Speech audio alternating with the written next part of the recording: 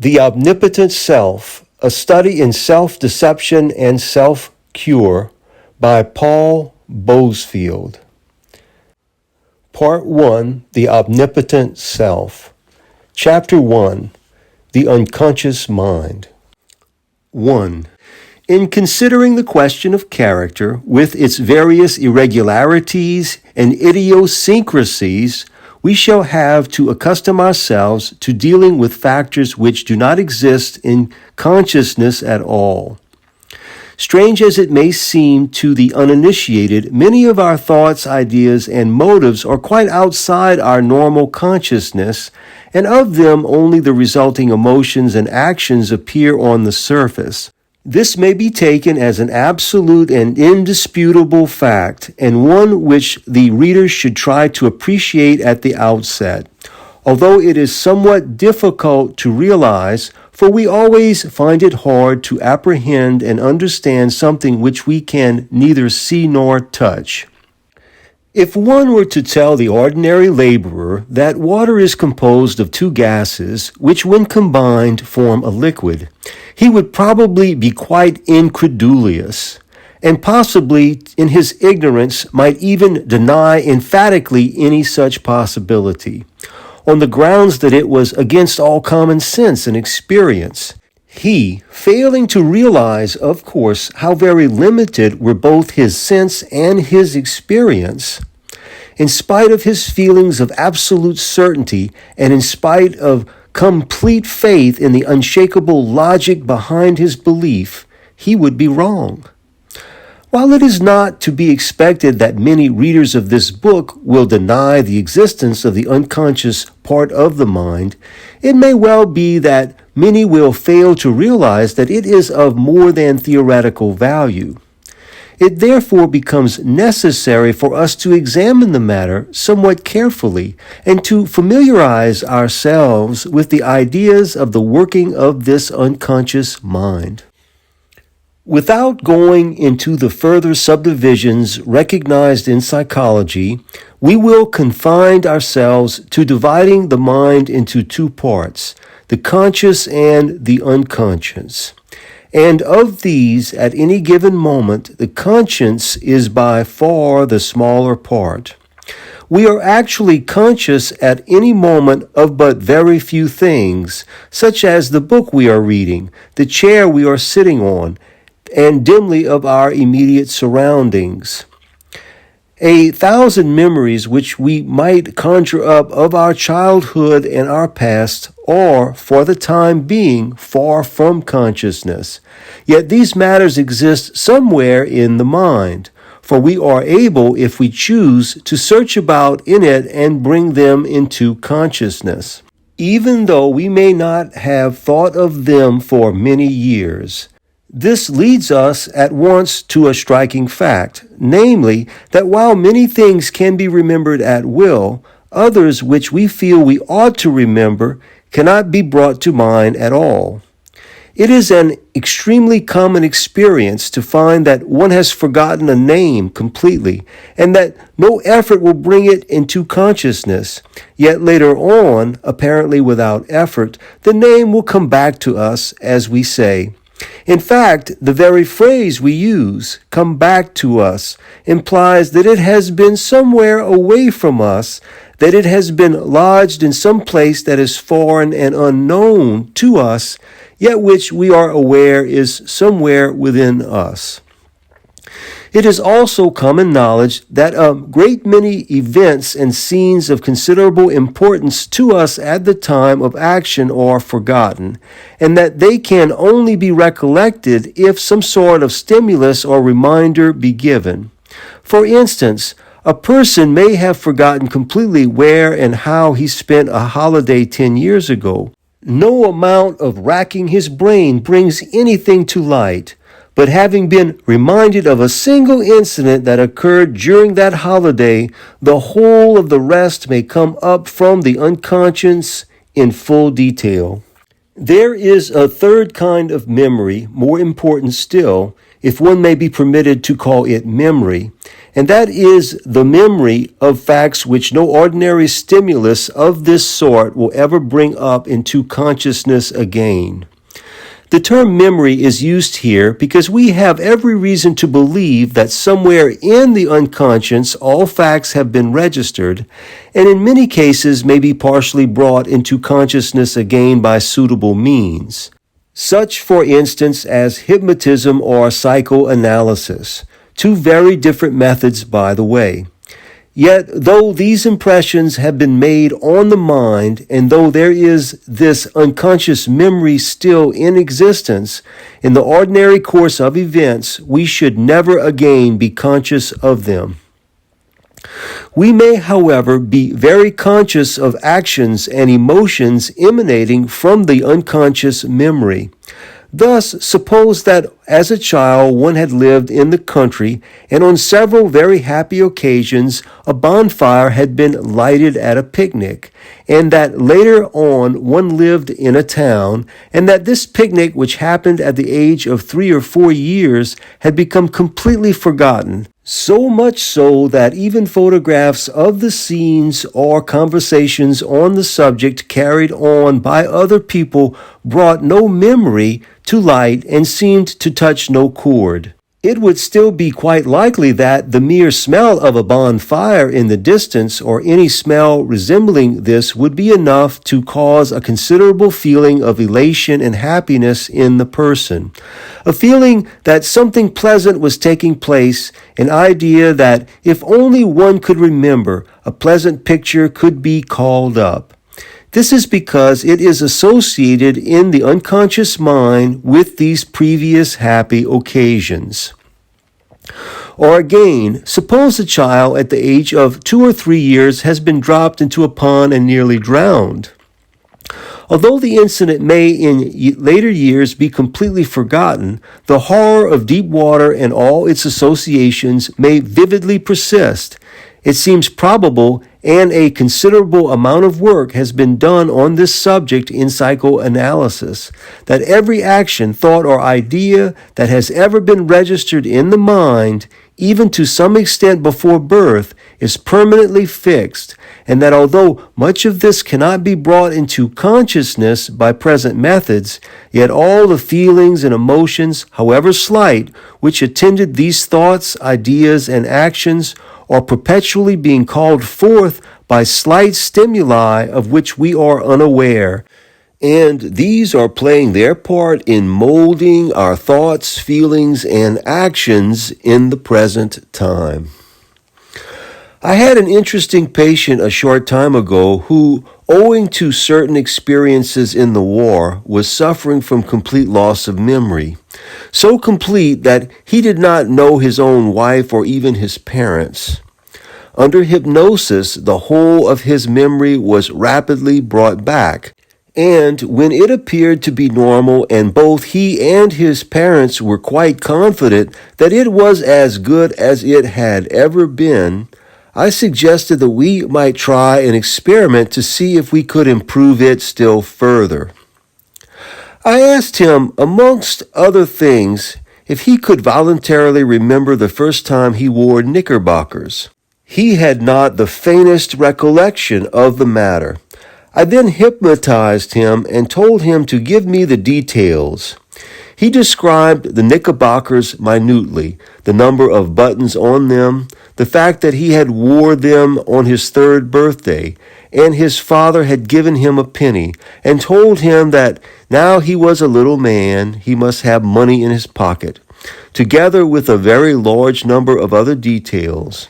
I inquired of his father and mother and sisters, and they corroborated the details in every particular. I have tried several similar experiments with him and with 1 or 2 other patients under hypnosis with considerable success, and have even tried to take them back to the memory of their own birth. They have frequently produced many memories of events that occurred before the age of 1 year, but previous to that could only give reproductions of movements and pleasant and unpleasant emotions. Whether these latter are memories or not, one has unfortunately no means of proving. But the fact that under hypnosis, both educated and uneducated people alike exhibit extremely similar ideas as to types of movements, expressions, and feelings at the various stages of their very early life inclines one to think that these reproductions may be memories. One has, however, to be aware of the fact that observation and knowledge acquired in latter periods of their lives might be the real factor underlying their apparent reproductions. Further evidence of a different nature will be given on this point, however, at a later stage in the book. 2. So far we have shown that there is an unconscious part of the mind which acts as a storehouse for memories, ideas, and emotions of the past. We have not, however, shown that it is anything more than a storehouse. But if we look into it from other points of view, we shall see that it is a great deal more than a mere storehouse, for it thinks, reasons, comes to conclusions, and in fact assists in controlling our actions at every turn. Indeed, this unconscious part of our mind wields driving forces of the utmost potency in molding our lives. Let us examine first the reasoning faculty of the unconscious mind. Mater gives a good example of this. A house surgeon at a hospital wished particularly to keep a certain appointment, but he was not allowed to leave the hospital until his chief, who was out, should return later in the evening. As his appointment was of considerable importance, he decided to brave the anger of his chief. He therefore kept his appointment, but when he returned later, he found, to his astonishment, that he had left a light in his room, a thing he had never done before, although he had occupied that room for 2 years. He thought the matter over and soon realized why he had done this. The chief, on going to his own house, would pass the window and would see the light burning within and imagine that his house surgeon was at home. The unconscious mind had rapidly reasoned this out and had determined that the conscious mind should forget to turn off the light. Another illustration of the persistent way in which the unconscious mind will reason and act can be given from my own experience. I had to attend a lecture given by a man with whose views I totally disagreed. I had no wish to attend the lecture, but felt compelled to do so in an official capacity. Consciously, I determined to go. Unconsciously, when I made the note of the lecture, I wrote down the time of it in my engagement book a week late. On discovering this, I consciously endeavored to rectify the matter, but my unconscious mind wrote Tuesday instead of Thursday in my engagement book, so it went down wrong once again. Later, having been forced to see my mistake by a friend mentioning the matter, I omitted for a short time to rectify it in my engagement book, feeling sure that I should remember to do so a little later. But alas, for the determination of my conscious mind, I forthwith made an appointment for a patient at the real time appointed for the lecture, and so could not in the end attend it. Now these lectures were held regularly on a particular day of the week, and I had generally looked forward to them and attended them without any difficulty. It was only in this one case that I did not wish to go. My conscious mind decided to attend, but my unconscious mind played trick after trick in order that my real desire should be satisfied. Such examples could be multiplied indefinitely. It is possible that many would say that they do not actually prove unconscious reasoning nor power of thought. Let me therefore give one or two simple examples of a different nature. A friend of mine once told me that he had spent several days in trying to work out a chess problem without success. One morning he woke up with a picture in his mind of the exact moves that he must make. The problem had been solved in his sleep unconsciously and with no recollection on waking of any conscious effort at reaching the solution. In my own experience as a schoolboy, I failed to solve a problem in lucid geometry during an examination. On the morning afterwards, the solution flashed through my brain suddenly as I lay in bed. Whether I had solved it in my sleep or whether it was solved in bed as I lay awake, I am not prepared to say. Of this much, however, I am certain. I made no conscious effort. My mind merely wandered lazily in the direction of the previous day's failure, and almost instantaneously the right solution appeared without effort. Let us now take another example of work which the unconscious mind is called upon to perform, an example which we are accustomed to view without question or thought, which is comparatively commonplace, and which we dismiss summarily by referring to it as habit. The accomplished pianist reads the music in front of him consciously, but he is not conscious of the extremely rapid translation which takes place from the brain to the fingers, so as to produce complicated movements on the keyboard. And if we examine it carefully, we shall find that something very wonderful has actually taken place outside his consciousness. When he was first learning to play, he looked at the note on his music and said to himself, "That is C." He looked at the key on the piano and repeated, "That is C." He was taught that a particular finger must be placed on that particular note when playing in a certain key. He was taught that it had to be hit in a particular way and held down for a particular time, according to the size and shape of the note he was reading on the sheet of music in front of him. He was further taught that in order to modify any sound in a particular manner, he could use his feet on one or other of the pedals and must be extremely careful to put his feet down and lift his feet up again at exactly the right moment. He was taught that when certain symbols known as sharps and flats preceded the notes at the beginning of his piece of music, the whole scheme of fingering would be different.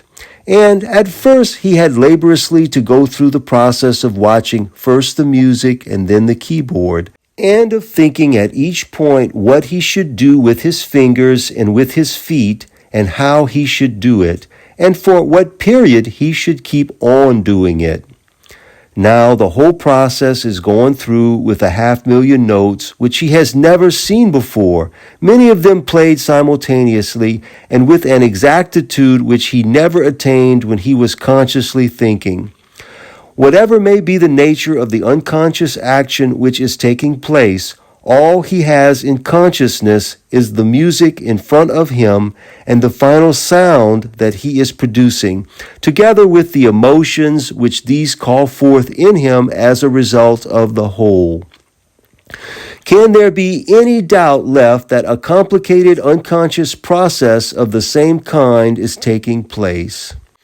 Or again, let us examine our own personal likes and dislikes. Frequently, one can assign no reason whatsoever for these. They may exist, in fact, against what we call our better judgment. We may love a person in spite of certain faults, or dislike him in spite of his virtues.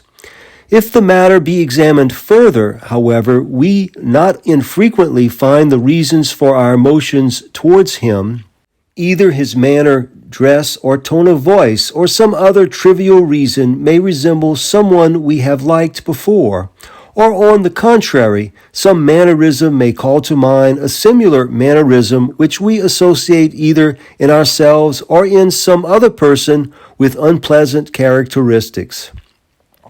Our unconscious mind has rapidly sized up all these points, appraised them, and presented our conscious mind with the resulting emotions alone. So-called intuition is, to a large extent, merely rapid unconscious reasoning in which minute details are taken into consideration by the unconscious and only the final option presented to consciousness. One should be aware of trusting intuition too much, however, in spite of popular prejudice to the contrary. For unconscious reasoning is just as liable to be wrong in its conclusions as is conscious reasoning, and it is just as liable to reach the conclusion which best serves its immediate purpose and to suppress truth where it is unpleasant. Some psychologists think that the unconscious mind is infallible in pure deductive reasoning from the premise from which it starts, but it provides its own premises from the secret store and also accepts any suggested premises which are not repugnant. The premises may therefore be wrong, but the deductive reasoning is accurate. In this case, the conclusions will only be wrong because the premises are wrong. End of chapter 1.